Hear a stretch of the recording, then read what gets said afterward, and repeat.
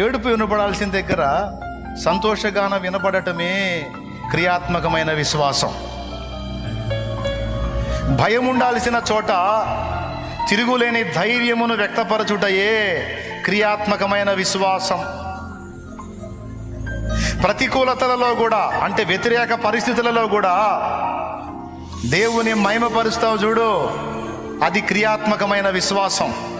అది ఎప్పుడైతే నీలో నుండి నాలో నుండి వెల్లడవుతుందో అప్పుడు దేవుని శక్తి అక్కడ ఉత్పత్తి అవుతుంది.